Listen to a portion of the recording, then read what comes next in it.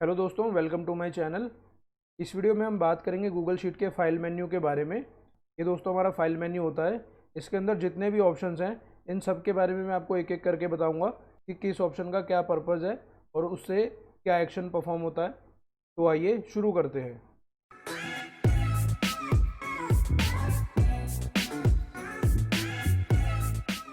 दोस्तों file menu के अंदर जो सबसे पहला ऑप्शन है वो है शेयर।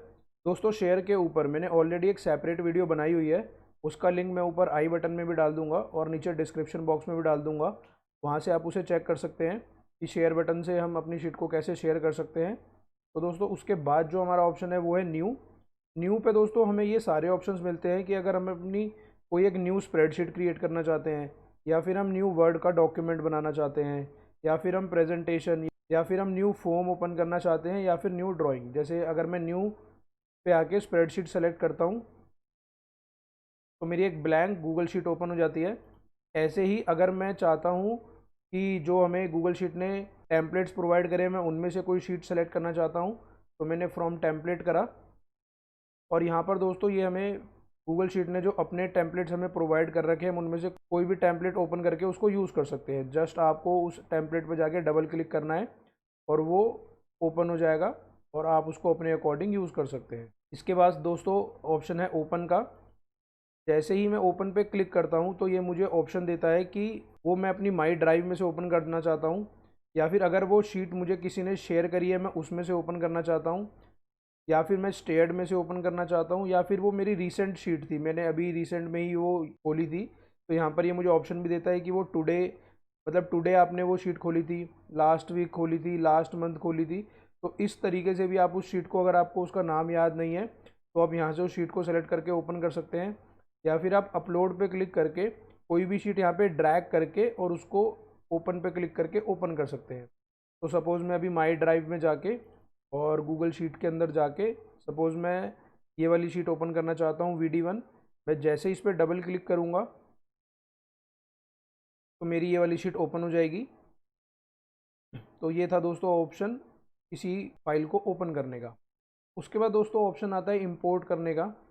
जैसे मैं अपने लोकल कंप्यूटर से कोई शीट को इंपोर्ट करके लाना चाहता हूँ, मैंने इंपोर्ट पे क्लिक करा और यहाँ पर भी सेम वही ऑप्शन आते हैं। या तो मैं अपनी ड्राइव में से कोई शीट इंपोर्ट करना चाहता हूँ, या फिर शेयर्ड विद मी में से, या फिर रिसेंट में से। और अगर मैं यहाँ पे आके अपलोड सेलेक्ट करता हूँ, ये एक बटन आ रहा है select a file from your device, मैं इस पर क्लिक करता हूँ तो यहाँ पे मेरा सिस्टम की जो लोकल ड्राइव है ये इसने ओपन कर दी। तो अभी मेरे डाउनलोड्स में सपोज़ ये एक शीट है VD10 राउंड सीरीज़, मैं इसको सेलेक्ट करता हूँ और ओपन पे क्लिक कर देता हूँ।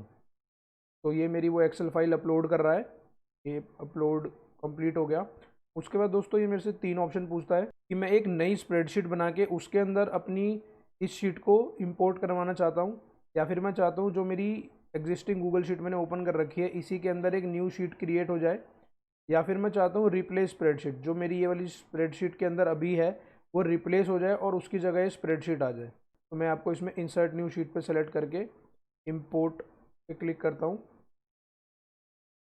तो ये देखो दोस्तों इसके अंदर पहले दो ही शीटें थी, टॉपिक और डेटा।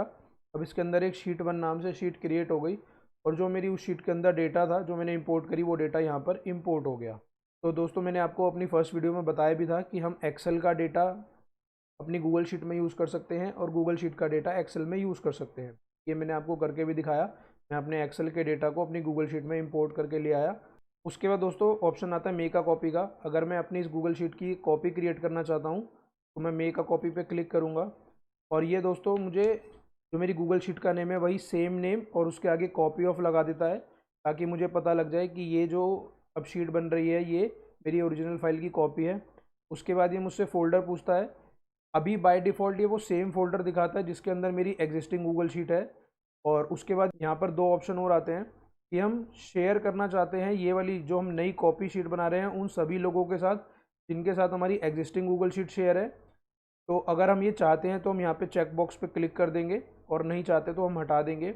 उसके बाद ये मुझसे पूछता है कॉपी कमेंट्स, कि अगर जो हमारी एग्जिस्टिंग गूगल शीट है उसके अंदर अगर कोई कमेंट्स हैं तो वो भी ये जो कॉपी बन रही है शीट उसके अंदर आए कमेंट्स, या फिर कॉपी नहीं हो और वो कमेंट सिर्फ हमारी एग्जिस्टिंग शीट में रहेंगे और इसमें नहीं आएंगे। तो हम अपने अकॉर्डिंग यहाँ से ऑप्शन सेलेक्ट कर सकते हैं।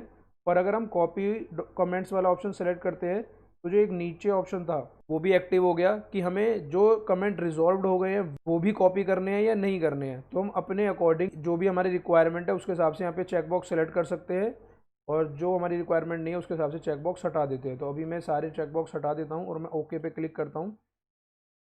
तो ये दोस्तों इसने मेरी एग्जिस्टिंग गूगल शीट की कॉपी क्रिएट कर दी है, और इस गूगल शीट के नाम के आगे कॉपी ऑफ लगाए। तो यानी मुझे ये भी पता है कि इन दोनों में से मेरी जो एग्जिस्टिंग शीट है वो ये है, और जो मैंने न्यू कॉपी क्रिएट करी है वो ये कॉपी ऑफ वाली है। इसके बाद दोस्तों ऑप्शन आता है ईमेल का। अगर मैं अपनी इस गूगल शीट को एज अ अटैचमेंट ईमेल करना चाहता हूँ तो मैं यहाँ पे आके ईमेल एज अटैचमेंट पे क्लिक करूँगा। ये एक विंडो ओपन हो जाती है जिसके अंदर लिखा है कि send your self a copy. अगर आप अपनी ईमेल आईडी पे भी इस ईमेल की कॉपी चाहते हो तो यहाँ से आप इस चेकबॉक्स को सेलेक्ट कर सकते हो। और टू, जिसको भी ये आप गूगल शीट भेजना चाहते हो, सपोज मैं अपनी इस आईडी पे गूगल शीट भेजना चाहता हूँ तो उस आईडी को मैं टू में डाल दूंगा। अगर मैं यहाँ से सब्जेक्ट चेंज करना चाहता हूँ तो मैं सब्जेक्ट चेंज कर सकता हूँ। अभी जो भी हमारी शीट का नाम होता है वही बाय डिफ़ॉल्ट सब्जेक्ट में लिखा आता है। और यहाँ से अगर मैं उसको कुछ मैसेज देना चाहता हूँ जैसे हाय प्लीज़ चेक दिस शीट, और यहाँ से मैं फॉर्मेट सेलेक्ट कर सकता हूँ कि मैं उसे पीडीएफ में भेजना चाहता हूँ, ओपन ऑफिस स्प्रेडशीट में, या फिर एज अ माइक्रोसॉफ्ट एक्सेल की शीट बना के भेजना चाहता हूँ। तो अभी मैं यहाँ से इसे पीडीएफ ही रहने देता हूँ और मैं सेंड पे क्लिक कर देता हूँ। दोस्तों ये मेरी गूगल शीट मेल हो गई है एज अ पीडीएफ जिसको मैंने अभी भेजी थी। तो हम यहाँ से डायरेक्ट भी अपनी गूगल शीट को किसी को भेज सकते हैं। उसके बाद दोस्तों ये एक ऑप्शन आता है डाउनलोड का, कि हम इन सभी फॉर्मेट्स में जिसमें भी हमें रिक्वायर्ड है अपनी गूगल शीट को डाउनलोड कर सकते हैं। एक्सेल में, ओपन डॉक्यूमेंट फॉर्मेट में, पीडीएफ में, वेब पेज में, सीएसवी में और टीएसवी में। अभी मैं माइक्रोसॉफ्ट एक्सेल पे क्लिक करता हूँ तो ये जो मेरी गूगल शीट है ये एज अ एक्सेल डाउनलोड हो जाएगी। ये देखो ये यहाँ डाउनलोड होगी, और मैं अगर इस पर डबल क्लिक करता हूँ तो ये ओपन हो जाएगी। तो ये दोस्तों मेरी गूगल शीट एक्सेल में डाउनलोड हो गई। तो हम अपनी गूगल शीट को ईजिली एक्सेल में भी डाउनलोड कर सकते हैं। उसके बाद दोस्तों ऑप्शन आता है मेक अवेलेबल ऑफलाइन का। दोस्तों वैसे तो हमारी जो गूगल शीट है वो ऑनलाइन ही चलती है, बट अगर हम चाहते हैं कि हम अपनी इस गूगल शीट को ऑफलाइन भी यूज़ करें तो यहाँ से आके हम मेक अवेलेबल ऑफलाइन पे क्लिक कर सकते हैं। और यहाँ ये हमसे पूछता है कि turn on offline for all files, turn on offline to access files without at internet connection. यानी कि हम अपनी शीट को बिना इंटरनेट के भी ओपन कर सकते हैं और उसके अंदर हम जो भी चीज़ें चाहें वो परफॉर्म कर सकते हैं। जैसे ही हमारा नेट कनेक्ट होगा तो हमने अपनी शीट में जो भी चेंजेस करे होंगे वो सिंक हो जाएंगे। तो यहाँ से अगर हम इसे टर्न ऑन कर देंगे तो ये अब हमारा जो डॉक्यूमेंट है वो अवेलेबल हो गया है ऑफलाइन। और यहाँ से हमसे पूछता है reload to allow offline editing. तो यहाँ से मैं रीलोड पे क्लिक कर देता हूँ तो अब ये सेम शीट दोबारा रीलोड हो जाएगी और अब मैं इसे ऑफलाइन भी यूज़ कर सकता हूँ। अब दोस्तों इसके लिए मैं आपको एक और चीज़ भी बताता हूँ। जैसे अगर मैं अपनी शीट को ड्राइव में जाकर देखता हूँ तो ये आप देख रहे हो इसके आगे एक ये सिंबल बना आ जाता है अवेलेबल ऑफलाइन का। इससे मुझे ये भी पता लग जाता है कि अपनी कौन कौन सी शीट को मैंने अवेलेबल ऑफलाइन कर रखा है। बाकी किसी शीट के भी आगे ये सिंबल नहीं आ रहा है, सिर्फ इसी शीट के आगे ये सिंबल आ रहा है। तो हम इससे ईजिली पता कर सकते हैं कि हमारी कौन सी शीट अवेलेबल ऑफलाइन है। और अगर हम अपनी बाकी शीटों को भी अवेलेबल ऑफलाइन करना चाहते हैं, जैसे मैंने अपनी इस शीट को करा, बाकी शीट्स को भी कर सकते हैं। अब ये शीट विदाउट इंटरनेट भी चलेगी और यहाँ से भी इसके आगे आप देख रहे हो चेक बना आ गया, यानी ये शीट अवेलेबल ऑफलाइन है। उसके बाद दोस्तों ऑप्शन आता है वर्जन हिस्ट्री का। मैं यहाँ पे क्लिक करके सबसे पहले आपको दिखाता हूँ सी वर्जन हिस्ट्री। अगर मैं आपको सिंपल वर्ड्स में समझाऊँ तो वर्जन हिस्ट्री वो हिस्ट्री होती है कि हमने किस किस डेट पे अपनी शीट्स को ओपन करा है, किस किस यूज़र ने उसको ओपन करा है और उसमें क्या क्या चेंजेस करे हैं। और अगर हम चाहते हैं कि हमारा वो वर्जन आ जाए जो हमारी शीट का एक हफ्ते पहले था, एक महीने पहले था या एक साल पहले था, तो हम उस कोई सा भी वर्जन यहाँ से सेलेक्ट कर सकते हैं।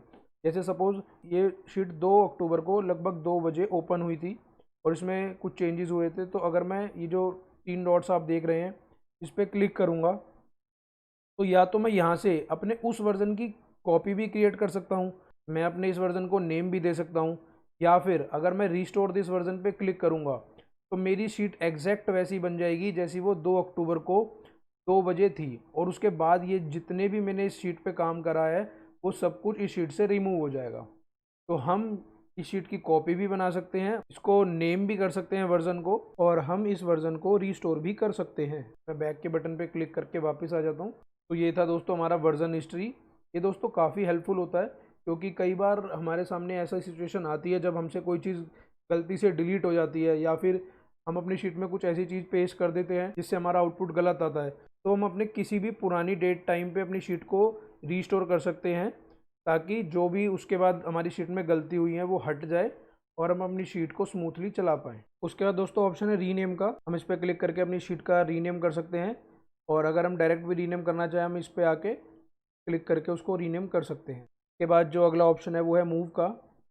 जैसे मैं मूव पे क्लिक करता हूँ तो ये दोस्तों अभी जो मेरी शीट है करंटली वो गूगल शीट नाम के एक फ़ोल्डर के अंदर है। अगर मैं यहाँ पे क्लिक करूँगा तो ये मुझे उस फोल्डर के बाहर जो जो फोल्डर्स हैं वो दिखाएगा। तो उसके बाहर डायरेक्ट मेरी माई ड्राइव है, और यहाँ पे मैं प्लस पे क्लिक करके कोई न्यू फोल्डर भी क्रिएट कर सकता हूँ। जैसे सपोज मैं एक न्यू फोल्डर क्रिएट करता हूँ, इसका नाम मैं रखता हूँ न्यू फोल्डर, और ये राइट पे क्लिक करके ये क्रिएट हो गया, और अब मैं उस न्यू फोल्डर के अंदर आ गया हूँ। अगर मैं चाहता हूँ मेरी ये गूगल शीट जो मैंने अभी न्यू फोल्डर बनाया उसके अंदर मूव हो जाए, तो मैं मूव हेयर पे क्लिक करूँगा और मेरी ये शीट मूव हो जाएगी। मैं आपको ड्राइव में जाके शो भी करता हूँ। यहाँ पर एक न्यू फोल्डर क्रिएट हो गया है, और मैं जैसे ही इसे ओपन करूँगा मेरी ये शीट इस फोल्डर के अंदर मूव हो गई है। और यही सेम ऑप्शन दोस्तों यहाँ पर भी आता है।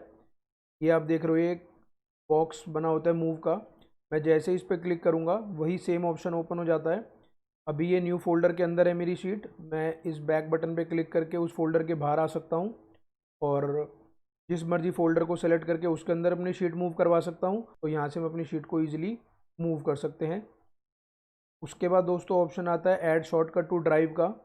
मैं अगर इस पर क्लिक करता हूँ तो ये मुझसे पूछता है कि इस जो ये मेरी शीट है इसका शॉर्टकट मैं कहाँ ऐड करना चाहता हूँ, माई ड्राइव में, कंप्यूटर्स में, शेयर्ड विद मी में, या स्टेयर्ड में। तो मैं माई ड्राइव में इसका ऐड शॉर्टकट क्रिएट कर देता हूँ, और ये शॉर्टकट क्रिएट हो गया। मैं आपको माई ड्राइव में जाके शो भी करता हूँ। ये रहा दोस्तों, ये जो हमारी शीट के आगे ये एरो बना होता है, ये साइन होता है शॉर्टकट का। कि एक और भी निशानी है दोस्तों, इसके आगे ओनर का नाम नहीं होता, लास्ट मॉडिफाइड भी ब्लैंक होता है, और फाइल साइज़ में भी कुछ नहीं लिखा होता। तो इससे हम ये पता कर सकते हैं कि ये हमारी शीट का शॉर्टकट है। तो शॉर्टकट हम क्रिएट करते हैं किसी भी शीट को ईजिली एक्सेस करने के लिए। उसके बाद दोस्तों ऑप्शन आता है मूव टू ट्रैश का। अगर मैं अपनी शीट को डिलीट करना चाहता हूँ तो मैं ऐसे मूव टू ट्रैश पे क्लिक करूँगा। तो अब ये दोस्तों मेरी शीट मूव हो गई है ट्रैश के अंदर। अब ये मुझसे दो ऑप्शन पूछता है कि मैं अपनी शीट को वापस निकालना चाहता हूँ ट्रैश से, टेक आउट ऑफ ट्रैश करना चाहता हूँ, या फिर go to Sheets home screen. तो अभी ये मेरी शीट डिलीट हो गई है, बट मैं इसको वापस निकाल लेता हूँ। तो मैं टेक आउट ऑफ ट्रैश पे क्लिक करता हूँ, तो ये मेरी शीट ट्रैश से वापस आ गई है। तो यानी हम ट्रैश में भेजकर अपनी शीट को डिलीट कर सकते हैं। उसके बाद दोस्तों ऑप्शन आता है पब्लिश टू द वेब का। मैं जैसे ही इस पर क्लिक करता हूँ तो यहाँ से दोस्तों ये मुझसे पूछता है कि मैं अपने एंटायर डॉक्यूमेंट को वेब पे पब्लिश करना चाहता हूँ, या फिर मैं अपनी किसी एक शीट को वेब पे पब्लिश करना चाहता हूँ। तो अभी सपोज़ मैं इसमें से शीट 1 को सेलेक्ट कर लेता हूँ, और मैं एज अ वेब पेज करना चाहता हूँ, CSV, TSV या PDF। तो अभी मैं इसको वेब पेज ही सेलेक्ट रहने देता हूँ, और यहाँ से मैं पब्लिश पे क्लिक करता हूँ। ये मुझसे पूछता है are you sure you want to publish this selection. मैं ओके कर देता हूँ। इसने दोस्तों मुझे लिंक दे दिया, और मैं इस लिंक को कॉपी करके अगर मैं इसे ओपन करता हूँ, जैसे मैंने इस लिंक को कॉपी करा और एक नए टैब में आके मैंने इस लिंक को पेस्ट करा, ये as a web page open हो गया। तो यहाँ से हम इसे एज अ वेब पेज भी यूज़ करवा सकते हैं। और यहाँ पे एक ऑप्शन आता है पब्लिश कंटेंट एंड सेटिंग। अगर मैं चाहता हूँ कि अब मैं ये जो मैंने इसको पब्लिश करा था ये स्टॉप हो जाए, तो मैं यहाँ से आके स्टॉप पब्लिश पे क्लिक कर दूंगा। और यहाँ पे एक और ऑप्शन आता है automatically republish when changes are made. इसके आगे अगर चेक बॉक्स लगा है तो अगर आप इस अपनी शीट में कुछ भी चेंजेस करेंगे तो वो जो वेब पेज के लिंक के अंदर डेटा शो हो रहा है यहाँ पर भी वो चेंजेस आपको रिफ्लेक्ट होते रहेंगे। और अगर मैं इस पब्लिश टू द वेब को स्टॉप करना चाहता हूँ तो मैं स्टॉप पब्लिशिंग पे क्लिक कर दूंगा।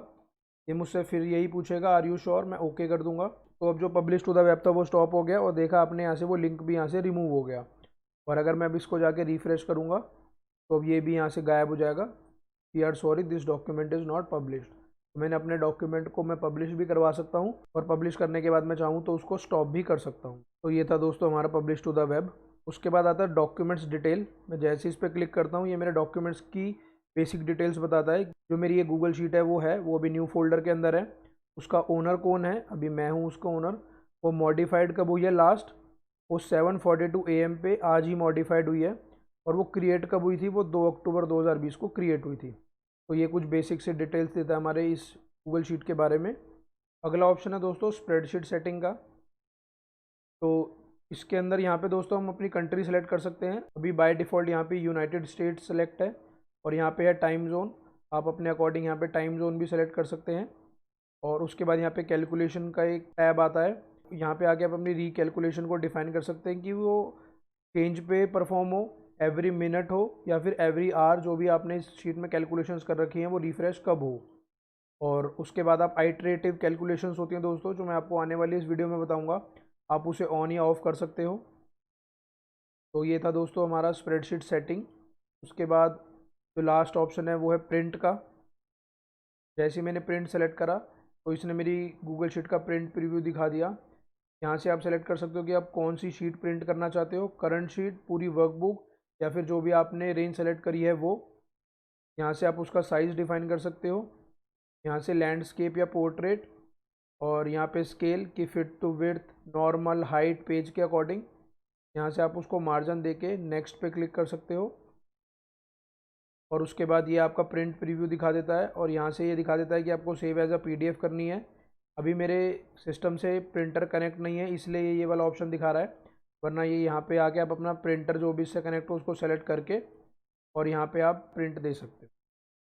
और यही प्रिंट ऑप्शन हम कंट्रोल पी शॉर्टकट की से भी हम जैसे ही प्रेस करेंगे सेम हमारी विंडो ओपन हो जाती है।